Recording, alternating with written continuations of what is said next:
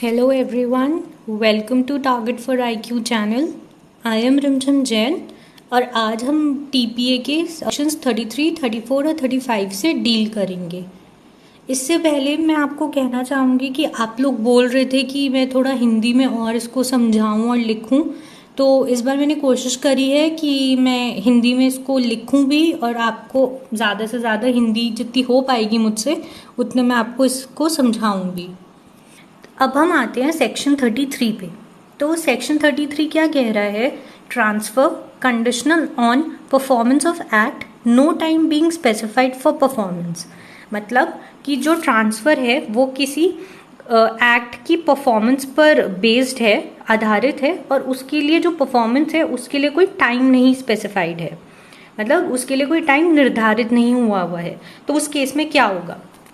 अब इसमें क्या होता है कि जब ट्रांसफ़र ऑफ प्रॉपर्टी के टाइम किसी के फेवर में कोई इंटरेस्ट क्रिएट हो रहा हो, लेकिन ये हो कि वो इंटरेस्ट उसको ट्रांसफ़र होने से पहले उसको कोई कंडीशन परफॉर्म करनी है, तो और उस कंडीशन के लिए कोई टाइम नहीं स्पेसिफाइड है कि वो एक्ट उसको कितने दिनों में करना है, तो उस केस में वो कंडीशन को हम तब मानेंगे कि वो टूट गई है, मतलब वो द कंडीशन इज ब्रोकन, जब उस कंडीशन का होना इम्पॉसिबल हो जाता है, या तो परमानेंटली या किसी एक इनडेफिनिट पीरियड के लिए। अब हम आते हैं सेक्शन 34 पर। सेक्शन 34 बताता है वो कंडीशंस जबकि टाइम स्पेसिफाइड हो। मतलब 33 में तो ये था कि टाइम स्पेसिफाइड नहीं है, लेकिन 34 के अंदर उस शर्त को करने के लिए एक टाइम निर्धारित होता है। अब इस सेक्शन के अंदर क्या है कि अगर किसी एक्ट को परफॉर्म करने के लिए टाइम स्पेसिफाइड है और जिसके द्वारा ट्रांसफ़र हो रहा है वो कोई फ्रॉड कर देता है, या कोई और पर्सन जो उस फ्रॉड से बेनिफिट करे वो कोई अगर फ्रॉड कर देता है जिसकी वजह से ट्रांसफरी अपनी ये कंडीशन को परफॉर्म नहीं कर पाता, तो इस केस में क्या होगा? अगर एक्ट की परफॉर्मेंस के लिए टाइम फिक्स्ड है, मतलब स्पेसिफाइड है, तो उस व्यक्ति को और फर्दर टाइम दिया जाएगा वो एक्ट परफॉर्म करने के लिए। लेकिन अगर इसमें टाइम फिक्स्ड नहीं है, मतलब टाइम स्पेसिफाइड नहीं है, तो ये माना जाएगा कि उसने अपनी एक्ट की जो परफॉर्मेंस है वो फुलफिल कर ली है। तो बेसिकली क्या हुआ कि सेक्शन 33 में तो ये बताया गया कि जब परफॉर्मेंस ऑफ एक्ट के लिए कोई टाइम स्पेसिफाइड नहीं होगा तो कंडीशन को हम तब ब्रोकन मानेंगे जब वो उसका होना इम्पॉसिबल हो जाए। और 34 क्या कहता है कि जब टाइम स्पेसिफाइड हो लेकिन अगर कोई फ्रॉड कर देता है जो ट्रांसफरर है या जिसको उस फ्रॉड से फ़ायदा होता है, तो उस केस में टाइम स्पेसिफाइड के केस में तो टाइम एक्सटेंड हो जाएगा, मतलब उसको और टाइम दे देंगे वो करने के लिए। लेकिन अगर टाइम नहीं स्पेसिफाइड है तो ये माना जाएगा, that is it will be deemed कि उसने वो अपनी कंडीशन फुलफिल कर ली है। अब हम आएंगे सेक्शन 35 पर, which is very very important for the examination purpose. ये प्रीलिम्स में, मेंस में, इंटरव्यू में, हर जगह इसके बारे में क्वेश्चन पूछा जाता है। स्पेशली प्री और मेंस में तो इससे क्वेश्चन बनता ही बनता है, तो आपको इसको बहुत ध्यान से पढ़ना होगा।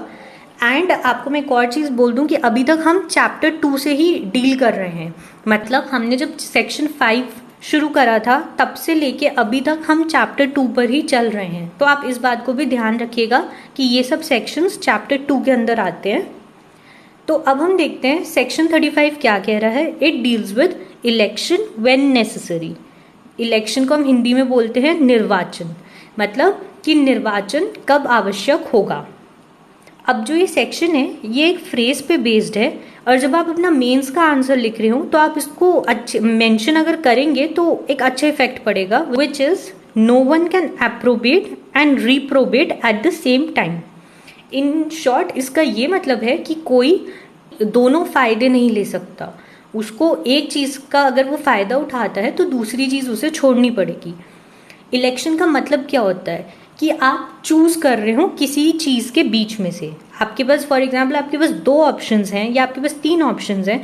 अब जब आप गवर्नमेंट का इलेक्शन करते हैं तो आप क्या करते हैं, आपके पास बहुत सारे ऑप्शन होते हैं जिसमें से आप एक को इलेक्ट करते हैं।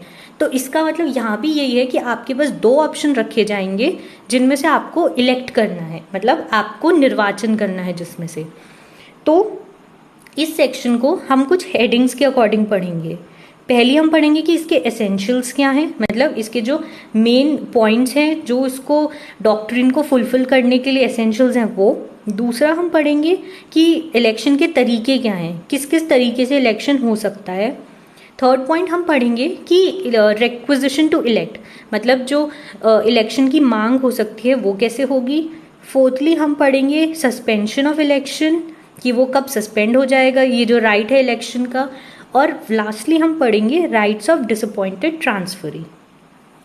तो स्टार्ट करते हैं एसेंशियल्स ऑफ इलेक्शन से।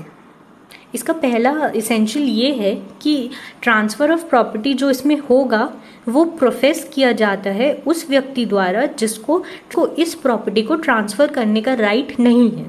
प्रोफेस का मतलब क्या हुआ कि कॉन्ट्रैक्ट करता है वो, या उसकी तरफ से इनिशिएटिव लिया जाता है, उसकी तरफ से बिगनिंग होती है ट्रांसफ़र करने की।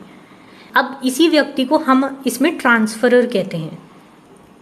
इसका सेकेंड एसेंशियल ये है कि इन द सेम ट्रांजैक्शन जो ट्रांसफरर है वो owner of the said property, मतलब जो ये प्रॉपर्टी थी उसको कोई बेनिफिट देने का प्रपोज करता है।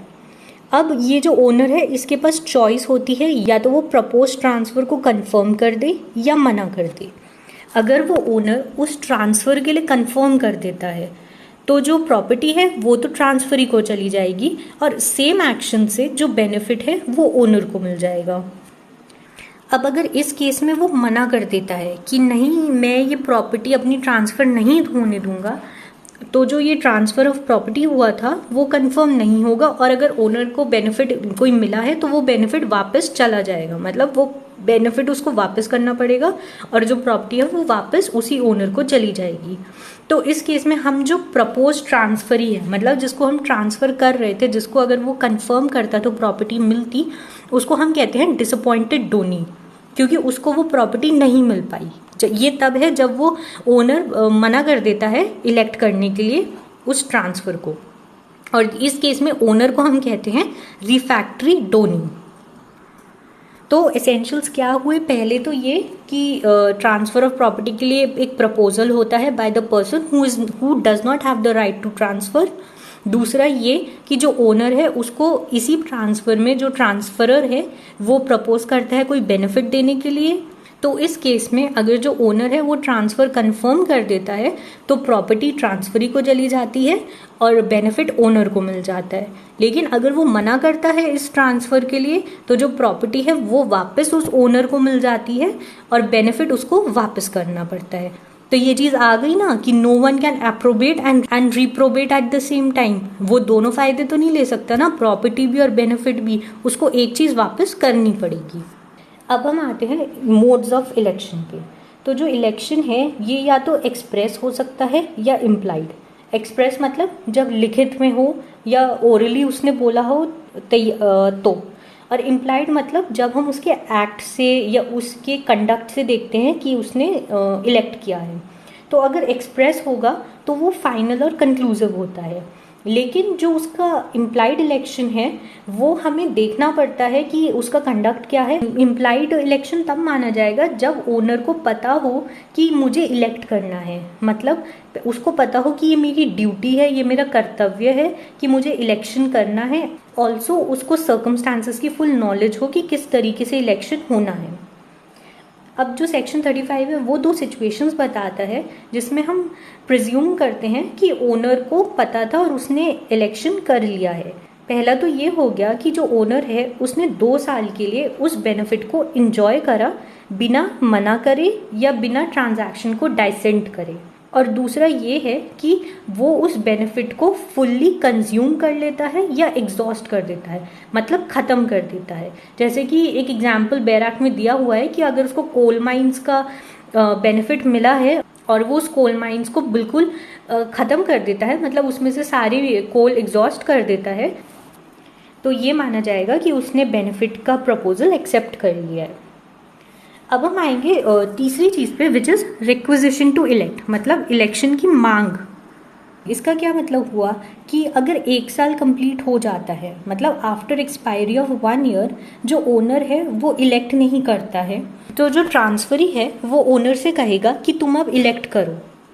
वो उसके बाद भी अगर इलेक्ट नहीं करता है with in a reasonable time तो ये माना जाएगा कि उसने जो इलेक्शन है वो ट्रांसफ़र के फेवर में किया है, मतलब उसने प्रॉपर्टी का ट्रांसफ़र कर दिया है और अपने लिए बेनिफिट ले लिया है। Coming to the next point which is suspension of election. So जो ये इलेक्शन है ये 2 केसेस में पोस्टपोन हो सकता है। या तो जो ओनर है वो कोई डिसेबिलिटी फेस कर रहा हो, जैसे या तो वो इंसेन हो या माइनर हो, और दूसरा तब कि जब कोई इलेक्शन किसी कॉम्पिटेंट अथॉरिटी द्वारा होना हो, तो उस केस में भी इलेक्शन पोस्टपोन हो जाता है। इस सेक्शन में एक और चीज़ है कि जो ओनर है उसको जो बेनिफिट है या तो वो पूरा इलेक्ट करना पड़ेगा या पूरा छोड़ना पड़ेगा। ऐसा नहीं हो सकता वो कहे कि मुझे आधा दे दो आधा नहीं, उसको पूरा करना पड़ेगा।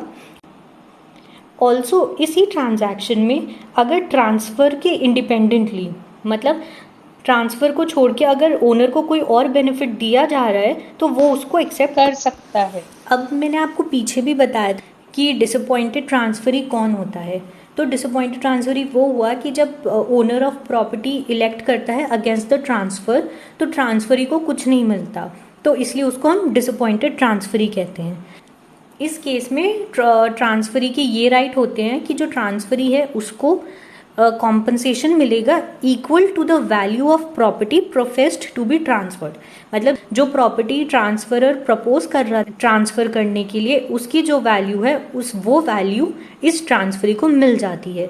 इसकी भी 2 कंडीशंस है कि उसको कब ये वैल्यू मिलेगी। तो पहली तो ये हो गई कि जब ट्रांसफ़र इज़ ग्रैटिट्यूअस, मतलब ट्रांसफ़र बिना कंसिडरेशन के होगा, जैसे कि गिफ्ट हो गया, और जो ट्रांसफ़र है वो मर जाता है या वो इनकेपेबल हो जाता है नया ट्रांसफ़र करने के लिए। और दूसरी कंडीशन ये है कि जो ट्रांसफ़र है दैट इज़ फॉर कंसिडरेशन, और इस केस में चाहे ट्रांसफरर अलाइव हो डेथ हो इलेक्शन के टाइम, उससे फ़र्क नहीं पड़ता। तो उन केस में जो ट्रांसफरी है उसको कॉम्पनसेशन के रूप में उस प्रॉपर्टी की वैल्यू मिल जाती है। अब हम इस डॉक्ट्रिन को एक एग्जाम्पल से पूरा समझते हैं। तो एक फार्म है जो कि सी की प्रॉपर्टी है और उसकी वैल्यू है 800 रुपीज़, ठीक है। अब ए ने, जो कि हमारा ट्रांसफरर होगा, उसने एक इंस्ट्रूमेंट ऑफ गिफ्ट के द्वारा बी को ये प्रॉपर्टी ट्रांसफ़र करने के लिए प्रोफेस किया, मतलब कॉन्ट्रैक्ट किया, और इसी सेम इंस्ट्रूमेंट में उसने सी को, जो कि हमारा ओनर है, उसको 1000 रुपये देने के लिए कहा।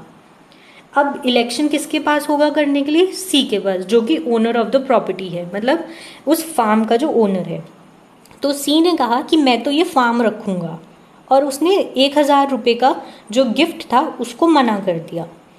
तो इस केस में क्या हुआ, जो सी है उसको प्रॉपर्टी मिल गई, और जो बी था हमारा वो एक डिसअपॉइंटेड ट्रांसफरी बन गया।